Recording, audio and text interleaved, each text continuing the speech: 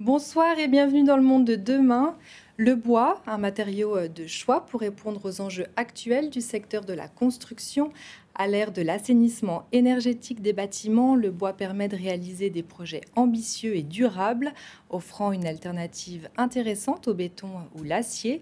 Le bois reste un matériau complexe à utiliser, requérant des compétences techniques spécifiques. C'est aussi un défi dans la gestion durable des forêts due à la demande croissante. Alors comment cette symbiose entre tradition et innovation redéfinit l'avenir de la construction? Reportage Colline Hutz et Nicolas Granger. Le bois, un matériau de construction qui existe depuis des siècles dans nos chalets alpins. Mais surtout, après l'ère du tout en béton, il revient en force dans nos villes. Pour cela, il faut des entreprises qui misent sur ce produit injustement perçu comme fragile. La PME d'Asta Charpente a su se forger une solide réputation depuis sa création en 1986 par ses deux fondateurs. Installée depuis plus de 20 ans à Plan-les-Ouates, elle compte parmi les meilleurs spécialistes de la charpente du pays, dans un canton pourtant peu connu pour cela. Genève n'est pas la capitale du bois. C'est pas demain qu'on va voir encore des bâtiments 100% bois arriver sur Genève. Et par rapport à d'autres cantons, on n'est pas en avance. Ceci dit, depuis quelques années, on a de plus en plus d'acteurs, de décideurs institutionnels, privés, publics, qui veulent réduire leur empreinte carbone sur leur construction. Et le bois, c'est le matériau privilégié écologique et qui permet de stocker du carbone. Donc c'est assez naturel de se retourner vers le bois. Donc on sent quand même cette tendance aujourd'hui. Au fil des ans, Dasta Charpente a donc étoffé la palette de ses services, concevant aussi des ossatures bois ou des escaliers sculptés. Mais l'un des chantiers à la mode au bout du lac, ce sont les surélévations d'immeubles. Généralement, le projet, c'est de surélever d'un ou deux niveaux. Donc souvent, c'est sur des immeubles anciens et qui ne sont pas faits pour faire des étages supplémentaires en béton, par exemple. Donc le bois, lui, il a cet avantage, il est très léger. Il permet de débloquer des situations de projets de surélévation. Un autre avantage, c'est qu'on arrive à tout préfabriquer en atelier, donc on est très rapide quand on arrive sur des chantiers, donc on minimise les temps d'intervention et les nuisances. Parmi ses récentes réalisations, citons le Pavillon de la Danse, l'Opéra des Nations ou le Refuge du Goûter dans le massif du Mont Blanc. Les collaborateurs, essentiellement masculins, gèrent souvent leurs projets de A à Z, de la production jusqu'à la pose sur le chantier, ce qui demande de solides compétences. On a vraiment besoin de gens compétents. C'est un métier qui est technique, qui demande des connaissances, de l'expérience. La construction bois, ce n'est pas quelque chose qui s'improvise. Il faut être sérieux, sans trop se prendre au sérieux, mais ça demande un vrai savoir-faire. Une autre société au nom prédestiné, Barrault et compagnie, travaille le bois depuis 1884 avec 5 générations familiales qui se sont succédées. L'atelier artisanal est devenu une industrie spécialisée dans l'encadrement de fenêtres sur mesure sur le site de la Fontenette. La soixantaine d'employés œuvrent dans la fabrication et la rénovation de cadres en chêne ou en pin sylvestre. Pour Mathieu Barrault, le bois reste un matériau aux nombreux atouts. C'est vraiment un matériau qui est résistant et quand il y a des casses, qui se réparent. Donc c'est quelque chose qui est durable. On a eu restauré des fenêtres qu'on a posées nous il y a plus de 130 ans. Le marché est favorable à Genève et beaucoup d'espoir. Il y a le milliard énergétique qui est débloqué par le canton. Donc on va de nouveau, je pense, avoir des concurrents étrangers ou intercantonaux qui vont débarquer à Genève et qui vont nous mettre une autre pression, mais ça c'est l'avenir qui nous dira. Dans quelques années, la PME, qui fabrique annuellement 7000 fenêtres, déménagera loin de Carouge dans un secteur où elle pourra étendre ses activités. On va faire un projet pilote avec la FTI qui va être de faire une coopérative industrielle à but non lucratif. On va faire 17 000 m² de production dont on va en occuper environ 40% aux Cherpines. Le but, c'est de permettre aux artisans de Genève de trouver des surfaces à des loyers très corrects et dans un bâtiment qui sera à la pointe de la technologie.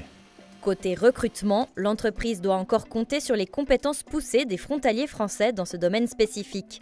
Afin d'assurer sa relève, elle a donné la chance à 8 apprentis et ce n'est pas fini. Et notre travail, c'est de motiver les jeunes dans les cycles. Donc on se voit dans tous les cycles de Genève pour faire un petit village des métiers sur les métiers du bois. Donc on a créé une plateforme pour aider les jeunes à s'orienter dans ce métier ou pas. Montrer que ces métiers ont une vocation dans le futur, ont pas autant de pénibilité qu'on pense. Donc c'est vraiment une super campagne de promotion qu'on a fait et qu'on continue à faire. Dans un marché immobilier en expansion et au vu des exigences énergétiques actuelles, les perspectives se montrent réjouissantes pour ces métiers. Ceux-ci conservent des tâches manuelles traditionnelles, mais comptent sur une mécanisation de plus en plus informatisée. En fait, ce qui ne change pas, c'est la passion indéfectible de ceux qui ont choisi cette voie et la font connaître sans langue de bois. Raphaël Villard, bonsoir. Bonsoir. Vous êtes directeur associé de Charpente Concept, un des premiers bureaux d'études à Genève spécialisés dans l'ingénierie et la construction du bois. Alors, vous avez réalisé de nombreux projets assez ambitieux, je dois dire, comme le refuge du goûter au Mont-Blanc, la salle de conférence de l'OMPI ou encore le Globe de la science et de l'innovation qui a été remonté au CERN après l'Expo 02 à Neuchâtel.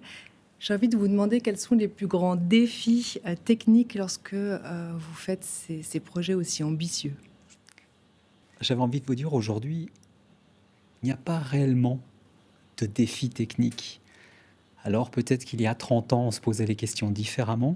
Aujourd'hui, avec les développements technologiques, les machines qui existent, les connaissances acquises, les normes qui ont évolué, les règlements, je dirais aujourd'hui, il n'y a pas de défi. Ou tout du moins, le défi, il est dans la volonté d'utiliser le bois comme matériau dans un projet.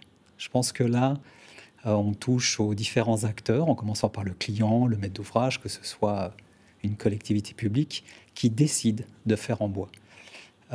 Les défis technologiques sont plus en relation avec l'ouvrage, et ça pourrait très bien être construit en acier ou en bois, c'est un choix. Et je crois que l'expérience nous a montré, et les ouvrages qu'on a réalisés, nous prouvent que le défi n'existe pas en soi, hormis le défi d'ingénieur, mais le matériau en lui-même ne demande pas de défi à l'heure actuelle. Alors, comment elle s'organise la filière bois en Suisse et quelle est la part de la construction dans cette filière? Alors, la filière, le secteur du bois en Suisse, c'est 80 000 emplois aujourd'hui. Faut savoir que la gestion pérenne de la forêt suisse telle qu'on la connaît aujourd'hui a plus de 150 ans et qu'elle est en fait issue d'une loi forestière qui a comme base la notion même de développement durable. Donc la forêt aujourd'hui, ou tout du moins ce qu'on exploite de la forêt, 65% sont des produits qui vont être transformés en raboterie ou en scierie, environ 25% qui sont valorisés comme vecteurs d'énergie, donc pour le chauffage par exemple, et puis 10% pour le bois d'industrie, donc c'est pour la fabrication du papier. Fort de cela, la part du marché en Suisse dans la construction, c'est entre 10 et 15%. Ce qu'on a vu ces 15 dernières années avec l'évolution des normes et des techniques, c'est dans le segment des logements, des locatifs, donc multi-étages, où là, ce segment s'est vu doubler la part du bois. Mais dans la globalité, il y a une certaine stabilité. Et qu'est-ce que cela implique dans la gestion des forêts en Suisse, cette augmentation, cette croissance? Du bien. J'ai envie de vous dire du bien. À titre d'exemple, la croissance de la forêt suisse, c'est environ 10 millions de mètres cubes par an. Alors, on peut parler de chiffres, c'est très technique, mais sur ces 10 millions, seulement 50% du potentiel de la forêt est exploité. Donc si maintenant on prend un petit peu de recul, puis le marché représente entre 10 et 15%, ça voudrait dire qu'on pourrait facilement doubler ce marché, entre 25 et 30% de part de construction en bois, sans mettre en péril les forêts, sans être en surexploitation. Et la forêt demande de l'entretien. Il faut sortir les vieux arbres pour que les jeunes prennent la place et que cette forêt devienne le plus durable possible. Donc c'est un bien s'il y a une volonté de construire plus en bois. Alors le bois, c'est aussi un matériau délicat et difficile à utiliser ou à manipuler. Quelles sont les compétences vraiment spécifiques pour gérer des projets à base de bois? Et est-ce qu'on a des formations adaptées en Suisse? Le bois, le matériau bois, ses caractéristiques, ses qualités, certains parleraient de défauts, c'est ses caractéristiques. Et je crois que, comme tout matériau, il s'applique d'une certaine façon. Et il est vrai qu'il demande par contre des compétences élargies. donc des connaissances dans la thermique, dans tout ce qui est physique du bâtiment, l'acoustique, le phonique, la sécurité incendie, la préservation, quand un client veut du bois extérieur, par exemple. Et c'est vrai que tout ça est un peu plus qu'une formation d'ingénieur classique ou ingénieur civil, telle est ma formation de base. Donc, je dirais, voilà ce qu'il demande en plus. Et il n'est pas plus délicat ou plus complexe, il est différent.